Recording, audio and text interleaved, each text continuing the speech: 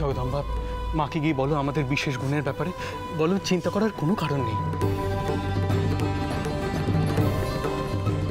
মা, সেই জামাই দাদা আর দাদা দুজনেই তো নাটিকালের ওস্তাদ, তার উপর আবার তরোয়াল খেলতেও জানে, বন্দুকও চালাতে জানে, তাহলে ভয় কিসে? আর ওদের এই বেশ দেখে তো ওদের মুটে ছাড়া আর কিছু মনেই হচ্ছে না, তাহলে চিনবে বা কি করে কও তো? না না, আমি অনুমতি দিতে পারবো না।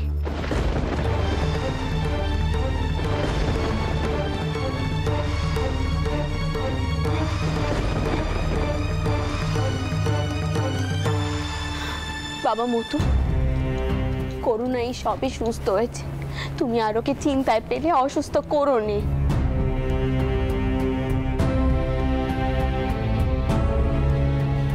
করুণা, তুমি কি ভয় পাচ্ছ? দেখো যদি তা হয় তাহলে বলো, আমি যাব না।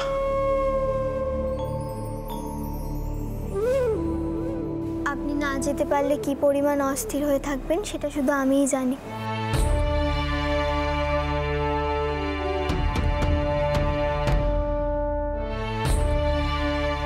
মা, ওনাদের বাধা দিও না, ওনারা ভালো কাজে যাচ্ছে, মাথার ওপর তো রঘুনাথ আছেন, তিনিই রক্ষা করবেন।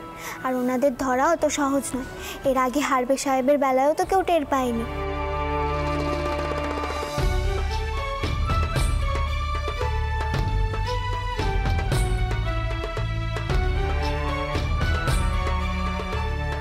আপনি অনুমতি দিন মা, আপনি আশীর্বাদ করুন, তাহলে আমরা সাফল্য লাভ করব।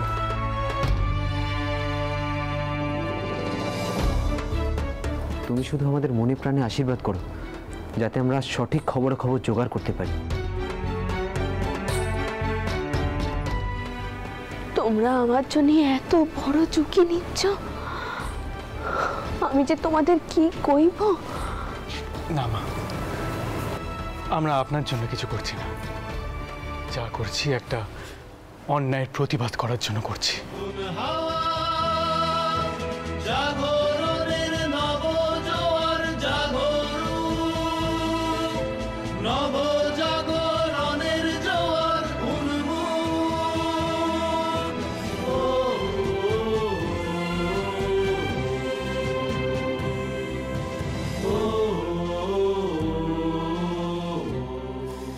এই অন্যায়ের প্রতিবাদ হওয়া প্রয়োজন পদ্ম।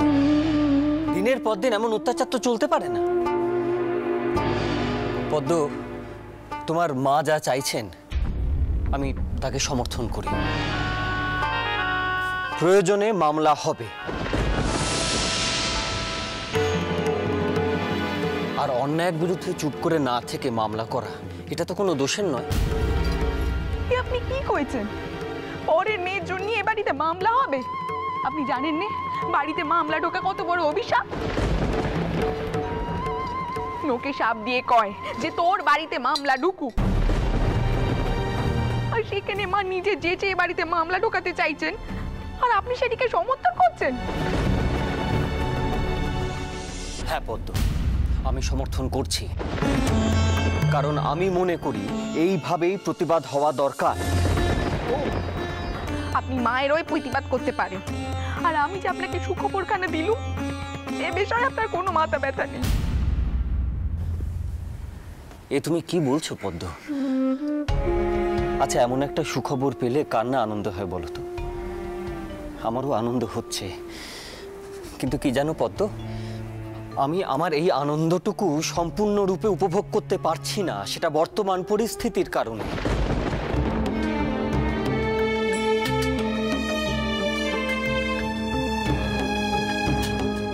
পদ্ম, শুধু নিজেরটুকু ভাবলে তো চলবে না, নিজের সুখ নিয়ে মেতে থাকলে চলবে না, অন্যের কথা ভাবতে হবে পদ্ম। তোমার মাকে দেখো, তিনি তো শুধুমাত্র নিজের সুখ নিয়ে মেতে নেই, তিনি অন্যের কথা ভাবছেন, তিনি প্রতিবাদের কথা ভাবছেন, এবং এটাই তার মহত্ব পদ্ম। না পদ্ম, মামলা হবে, এবং প্রয়োজনে এই মামলা শুনানি যাতে বাড়িতে হয় আমি তার বন্দোবস্ত করব।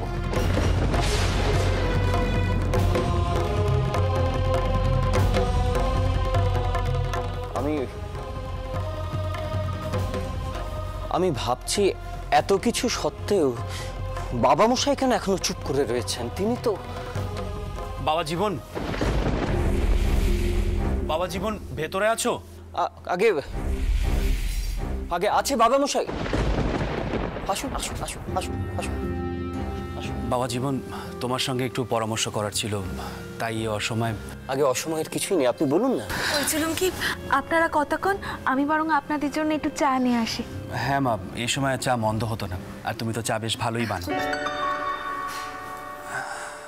বাবা জীবন, তুমি নিশ্চয়ই শুনেছ অকল্যান্ড সাহেব তার নিজের ডাক্তার পাঠিয়ে করুণার জীবন রক্ষা করেছে, আর আমি তাকে একখানা বাগান উপহার দিয়েছি। আমাদের দুই পক্ষের মধ্যে সম্পর্ক অতি ভালো, তাই এই মুহূর্তে মামলা মোকদ্দমা বিষয়টা মোটেও বাঞ্ছনীয় নয়। বাবা জীবন, আমি শুনলাম তুমি নাকি মামলা করার ব্যবস্থা করবে বলেছ। আগে হ্যাঁ বাবা মশাই, এবং মামলার শুনানি এই বাড়িতেই হবে। না না বাবা জীবন, সেসব করতে যেও না। দেখো, তোমার মা এই ঘটনায় মানসিকভাবে বড় আঘাত পেয়েছেন, আর এই বিষয় নিয়ে আবার মামলা হলে রানীর উপরে মানসিক চাপ বাড়বে, আর আমি সেটা চাই না। আমি ঠিক করেছি অকল্যান্ড সাহেবের কাছে নিস্তারণীর বিষয়ে যারা দোষী তাদের বিরুদ্ধে শাস্তি চেয়ে একখানা চিঠি লিখব, কিন্তু এই মুহূর্তে মামলা করার অনুমতি আমি দিতে পারি না।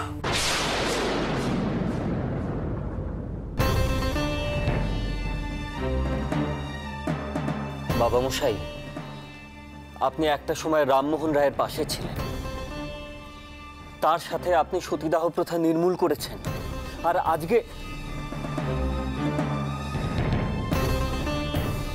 এত বড় অন্যায় দেখেও আপনি পিছু হতে চাইছেন বাবা মশাই। আপনি চিঠি লিখে শাস্তি চাওয়ার মতো মধ্যপন্থাকে অবলম্বন করতে চাইছেন। আপনার লড়াই তো অকল্যান্ড সাহেবের বিরুদ্ধে নয় বাবা মশাই, আপনার লড়াই নারীদের ওপর হওয়া অত্যাচারের বিরুদ্ধে। তাহলে আমি বুঝতে পারছি না কেন দেখো বাবা, তোমরা কেউ আমাকে বুঝতে পারছো না, সকলে আমাকে ভুল বুঝছো। তোমরা কেন বুঝতে পারছো না অকল্যান্ড সাহেব নিজে একজন ইংরেজ, আর তোমরা যাদের বিরুদ্ধে মামলা করবে যারা দোষী তারাও ইংরেজ, আর এই মামলা যারা পরিচালনা করবে তারাও ইংরেজ। একবার ভেবে দেখো তো, এই মামলায় কোনোদিনও কি আমরা জিততে পারবো? আর তারা কি কোনোদিনও আমাদেরকে জিততে দেবে? কোনোদিনও না।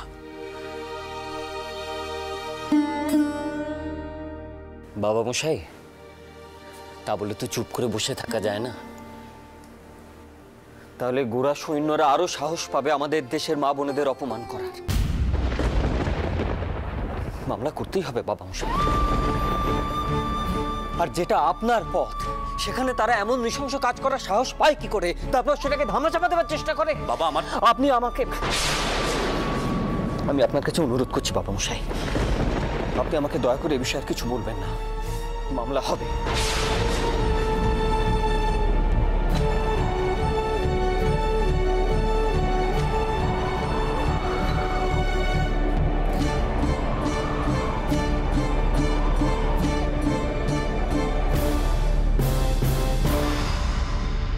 কি বাবা মশাই, আপনি চলে যাচ্ছেন?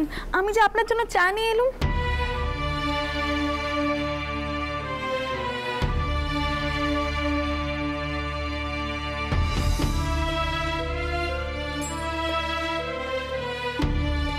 থাক মা, চা খাওয়ার ইচ্ছেটাই তো চলে গেল।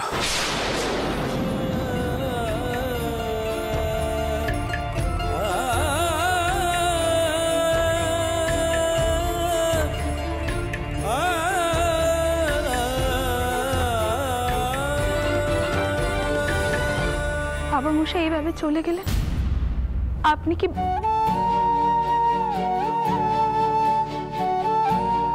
বুঝতে পেরেছি, বাবা মশাই নিশ্চয়ই আপনাকে মামলা করতে বারণ করেছেন আর আপনি তা শোনেননি, তাই তো? আপনি কেন এরকম করলেন? কেন বাবা মশাইয়ের কথা না শুনে বাবা মশাইয়ের বিরুদ্ধে গেলেন? আচ্ছা, বাবা মশাই যখন কোনো একটা কাজ আপনাকে করতে বারণ করছেন, কি দরকার বাবা মশাইয়ের বিরুদ্ধে গিয়ে কাজটা করার?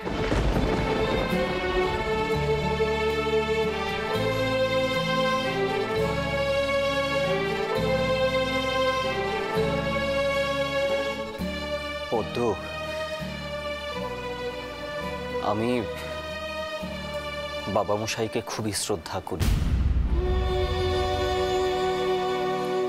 আমার মনে হচ্ছে বয়স বাড়ার সাথে সাথে তিনি হয়তো মানসিকভাবে দুর্বল হয়ে পড়ছেন।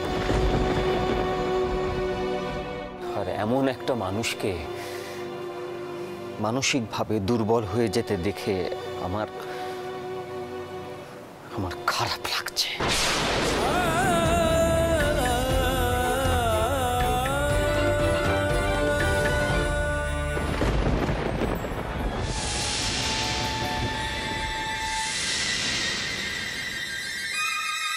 নায়েব মশাই, নায়েব মশাই, নায়েব মশাই, কে কে তোমরা?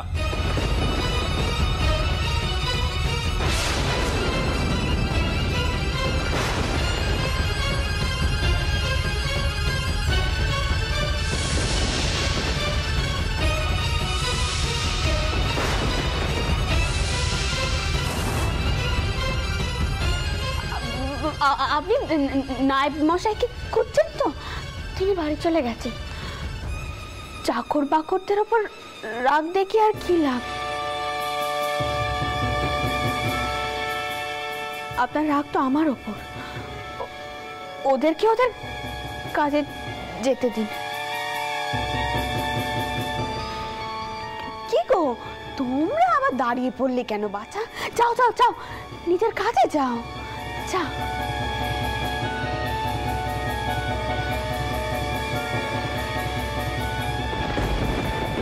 আপনি আমায় কি সাজা দেবেন দিন। রানী,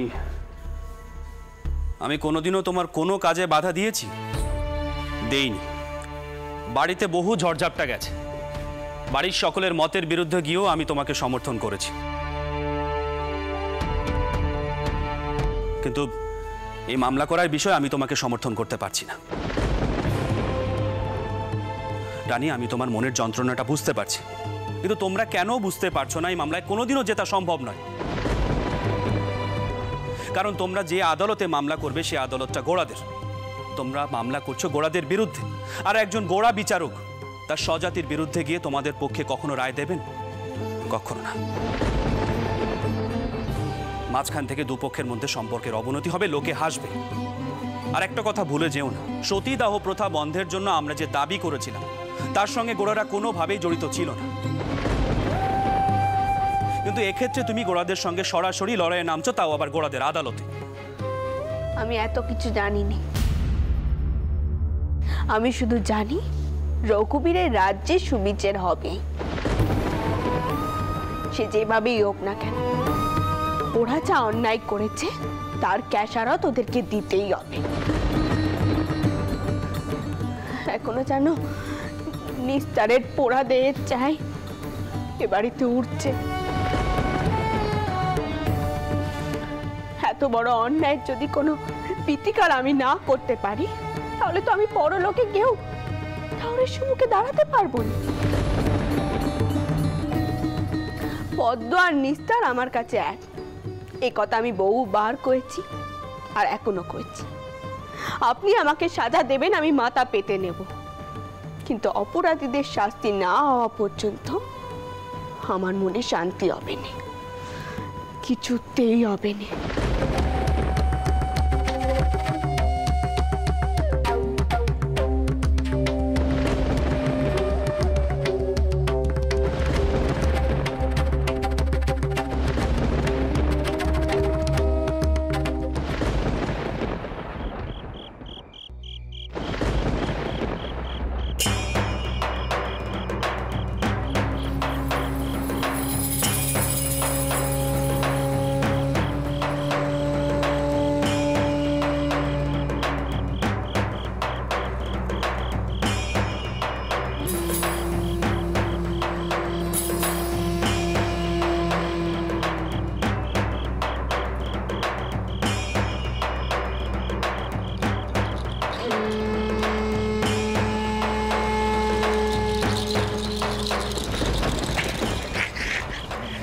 পেন না সাহেব, পেন না। বড় গরম পড়েছে তাই না? অবশ্যই আপনাদের মতো যারা বড় দায়িত্বে চাকরি করে তাদের জন্য শীত গ্রীষ্ম এসব মানলে চলে নে, তাই না সাহেব? তা যা বলেছো, আমার কাজটা অনেক দায়িত্বের, সব দিকে নজর রাখতে হয় কিনা।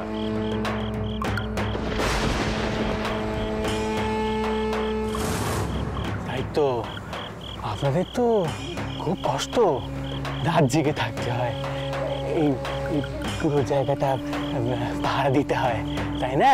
দূর দূর, সারা জেগে কে বসে বসে মশার কামড় খায়। ওরা বস্তা রেখে চলে গেলেই ওই ব্যারাকের পথ ধরে সোজা গঙ্গার ধারে চলে যাবো, আর ওখানে একটু ঠান্ডা হয়ে জিরিয়ে নেবো। ও বাবা, আপনার তো বড় সাহস দেখছি। আপনি ওই ব্যারাকের পথে যাবেন? যা সব কান্ডি মান্ডি শুনছি ওখানে। কি শুনেছিস রে? শুনলুম কোন বামুন বউকে কারা সব স্পর্শ করেছিল। তো বামুন বউ তো আগুনে পুড়ে মরেছে, কিন্তু তার পেতনি ওই বেড়াকি পথে ঘুরে বেড়াচ্ছে। যারা সব স্পর্শ করেছিল তাদেরকে খুঁজে বেড়ানোর চেষ্টা করছে। বড় কি হে, পেতনি আসলে অপঘাতে মরেছে না, মুক্তি পায়নি, তাই শোধ নেবার জন্য ঘুরে ঘুরে বেড়াচ্ছে।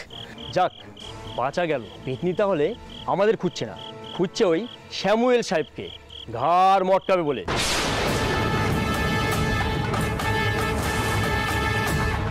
সঙ্গে রিচি সাহেবও ছিল।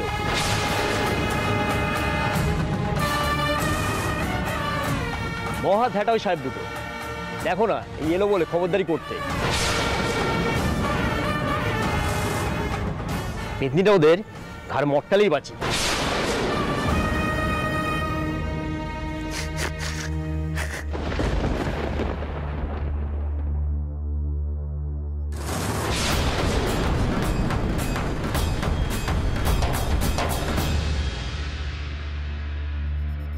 রঘুবীর, আমি আজ তোমার কাছে কারুর জীবন ভিক্ষে চাইতে আসিনি, কারুর জীবন রক্ষে করতে তোমার পায়ে পড়তে আসিনি রঘুবীর। আজ আমি এসেছি শুধু একখানা কথা কইতে। তুমি যে বাঁধে রাবণের মতো রাক্ষসকে ধ্বংস করেছিলে, সেই বাঁধ তুমি আমার হাতে তুলে দাও যাও। সেই যুগেও সীতে মায়ের সঙ্গে অন্যায় হয়েছিল, এই যুগেও নিস্তার বউয়ের সঙ্গে সেই একই অন্যায় হয়েছে। তুমি তো রাবণকে ধ্বংস করে তাকে সাজা দিয়েছিলে, এই যুগেও যেন কোরা সাহেবরা সাজা পায় যাও। রাবণ রাজা সীতে মাকে স্পর্শ করায় তোমার হাত থেকে সে রক্ষে পায়নি। এই যুগের রাজারাও যেন তোমার হাত থেকে রক্ষে না পায় যাও। তুমি শুধু এইটুকু করুণাই করোটা, এইটুকু করুণাই করো।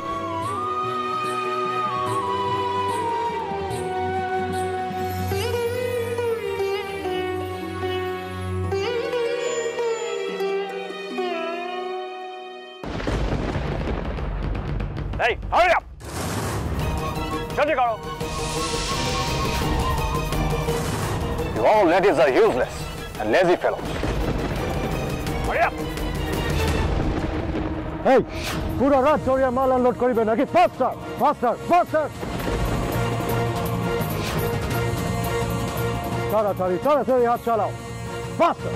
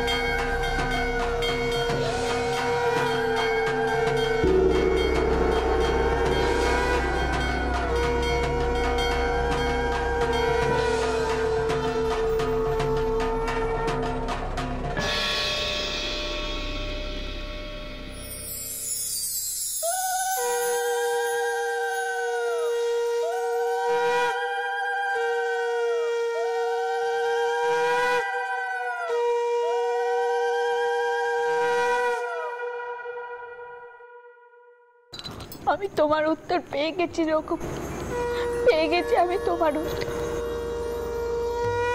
আমার মনে আর কোনো দ্বিধা নেই, মামলা করতে আর কোনো বাধা রইল নেই। আমি মামলা করব এবং তোমার আশীর্বাদে এই মামলায় জয় হবে আমাদের। নিস্তার বউয়ের উপর যারা অত্যাচার করেছে তারা এবার উপযুক্ত শাস্তি পাবে, আমি নিশ্চিত।